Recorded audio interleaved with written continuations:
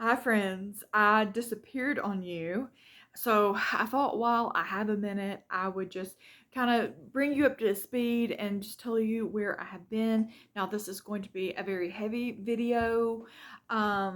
So if you're not in a good place and you can't handle that, then I understand. Basically, the gist of it is I'm going to tell you that my brother has been very close to being unalive. And so there's been a lot of hospital visits and um, oh, it's been so rough. If you've ever been through that when somebody is preparing to pass away, I will say weird words like unalive and stuff because YouTube does have strict rules now that you are not allowed to say DEAD, the D word, as well as you're not allowed to do like a mukbang, any kind of eating on camera, like large channels are being demonetized and taken down.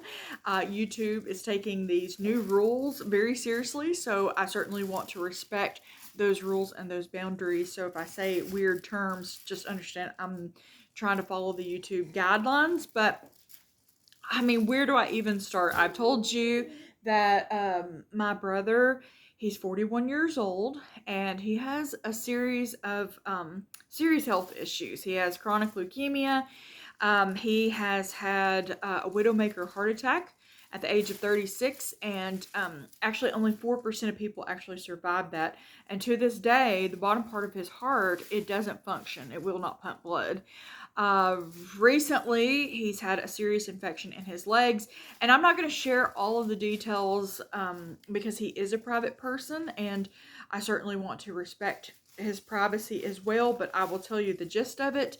And because there's so many of you who have been amazing to me and have been praying for him, and we are certainly feeling the side effects from those prayers. We have experienced many miracles. I mean, it's a miracle where we're at this particular moment, but currently he is in the end stages of kidney failure. Like his kidneys, they're not functioning at all, and there's been so many times that we thought that he just wasn't going to make it. And I mean, we're still in that position at this very moment, to be completely honest. Um, but I guess over the last 2 months, he went into the hospital. He spent 11 days in the hospital. He was released and he was back in within a week and a half. Because he was so swollen up with fluid and feeling so lousy. Then he went back into the hospital and he spent another 12 days. He came out of the hospital, and that time he only lasted about 3 to 4 days before he went back into the hospital this particular time. And he's been in there for 3 days at this point. So thankfully, my mother was there to monitor him and to take care of him. But you know, the more that we researched it, the more that we talked about kidney failure, we realized that, hey, we're actually doing hospice. We're actually doing like comfort care, and he is in a dire situation. And then he got to the point where he was just really delirious. He was sleeping all the time. He had no appetite whatsoever. He was not eating. And so we made the decision that me, mom, and dad, that the ambulance needed to be called and he needs to go into the hospital. And so they called the ambulance, and it's amazing to me that he was literally gone, but he still somehow managed to get himself up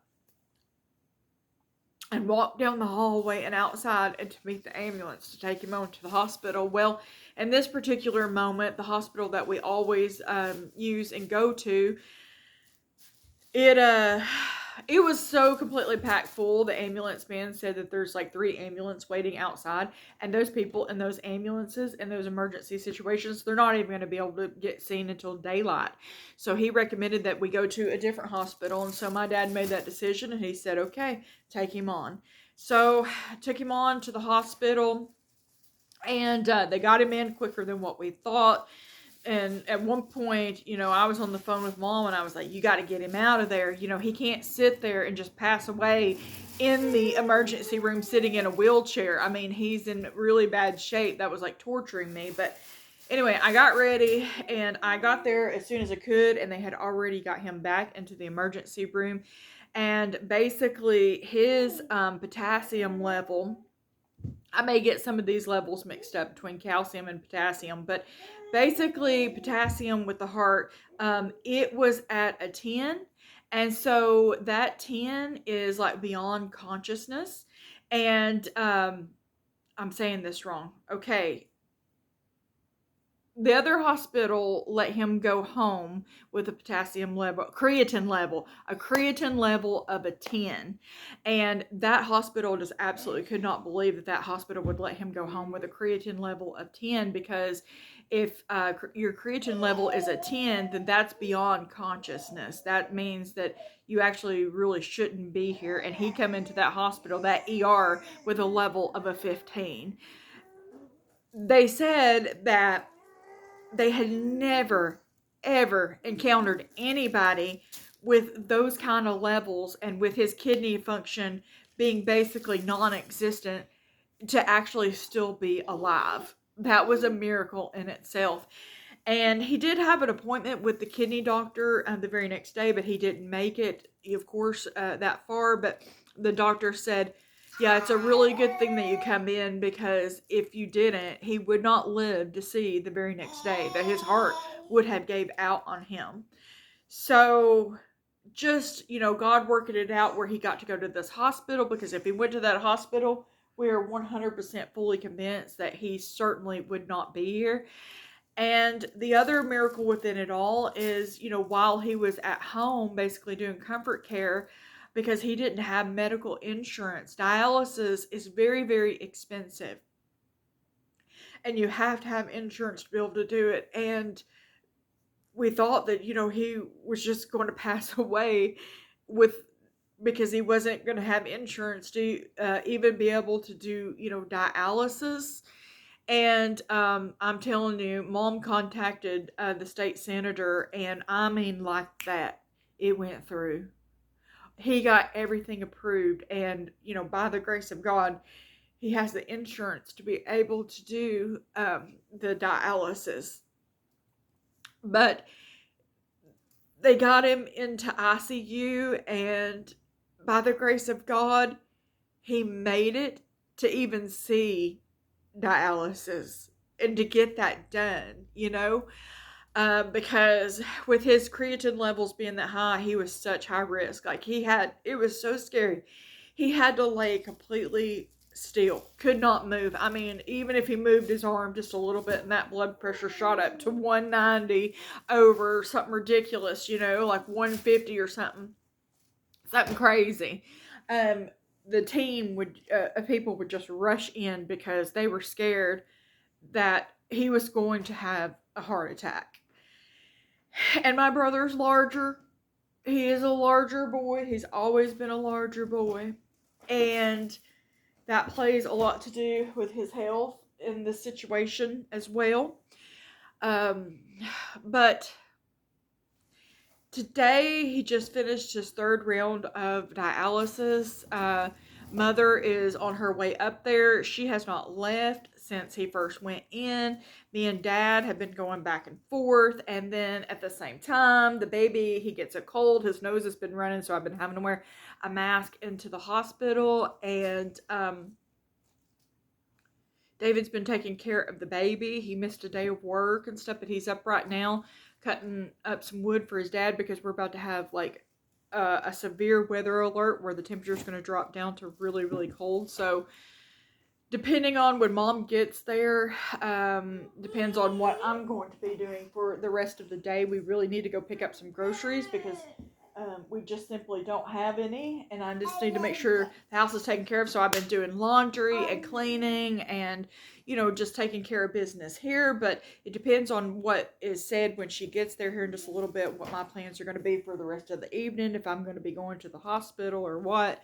So we'll just wait and see. But it's been so touch and go. He's been in such excruciating pain.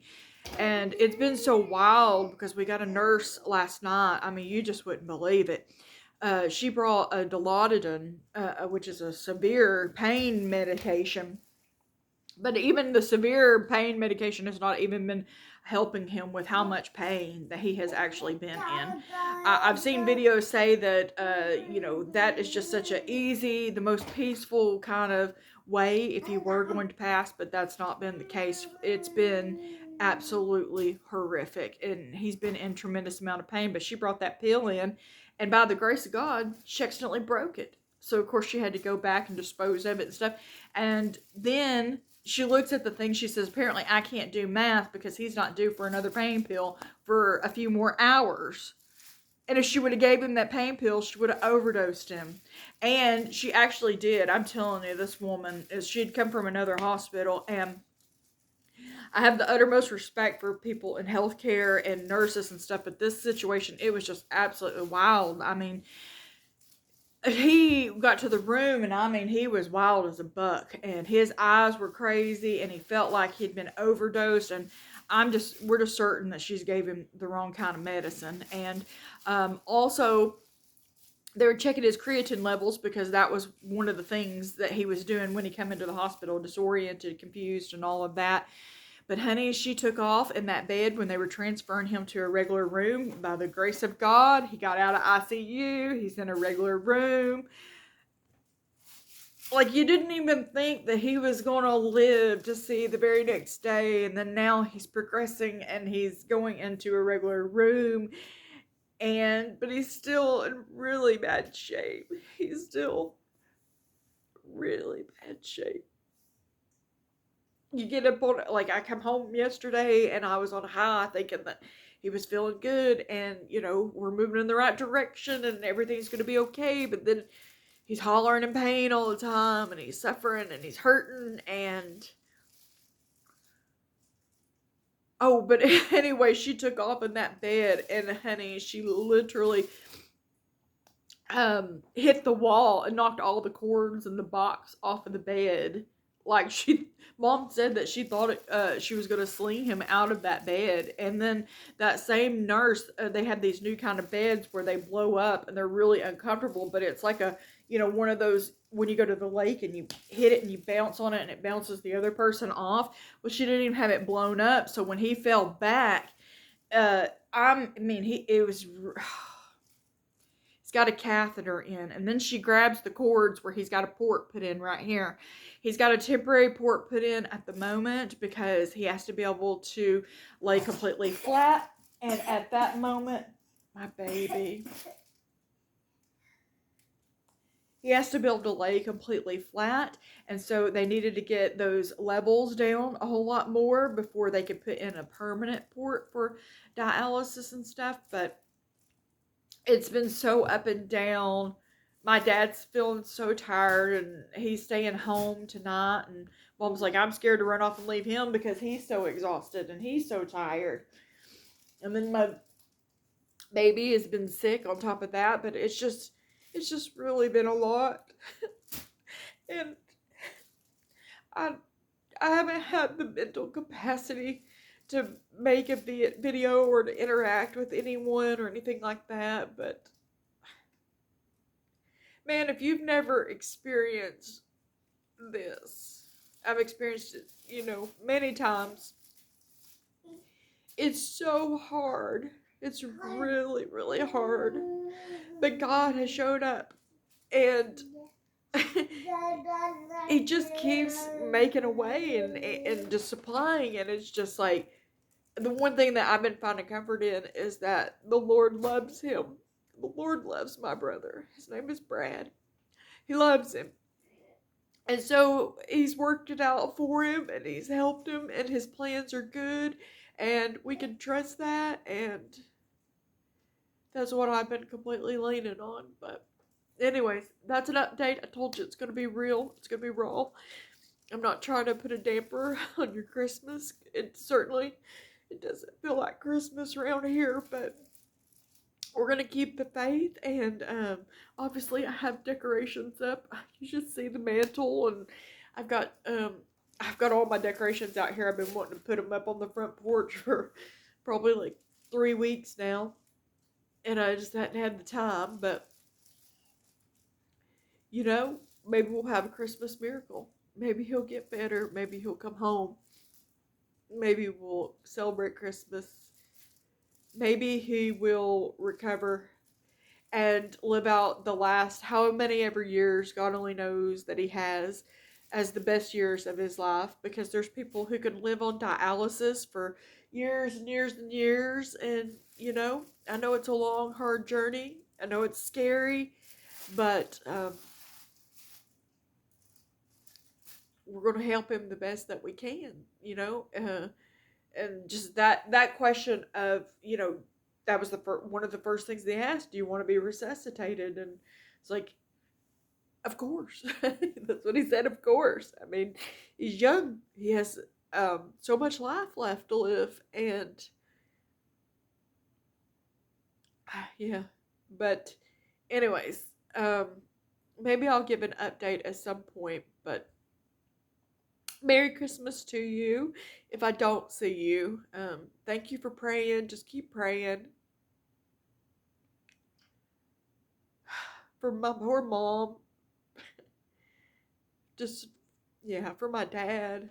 It's really hard, but especially for my brother. Lord, if you could just see him suffering, it really takes a toll on you, for sure. But God is good. And he's going to see us through it. This is just the hard part, right? It's got to get through the hard part, and it's going to be okay. Come here, buddy. He is getting better. This is day 3. He's still got a runny nose. It's thick. It's clear. He's got a little bit of a cough, but we've been taking really good care of him and doing everything that needs to be done. So he's still playful. He's still eating, right? Yeah, yeah. But I don't know where he got this cold from, unless he got it on Monday when we went out. But anyways, my husband is calling, so let me call him back and then check in with Mom to make sure that she made it safely, because it's quite a bit of a drive at this hospital, a little bit further than the other one, actually. And then I need to figure out what the plan is, But anyways, love you. You keep fighting that good fight of faith. There's so many of you that I think about often. Kathy Rogers, I haven't stopped thinking about you since we messaged Lori. I think of you often, in your situation. I can't think off the top of my head, but there's so many of you that I have written down that I think about you and I pray for you, and my heart goes out to you. And I know, we're not the only ones that's going through something, because that hospital up there is full. It's full. But anyways, I'm sending you a big hug and lots of love. It's situations like this that makes us realize what's actually really important in life. We don't need things. We don't need stuff. We need health, and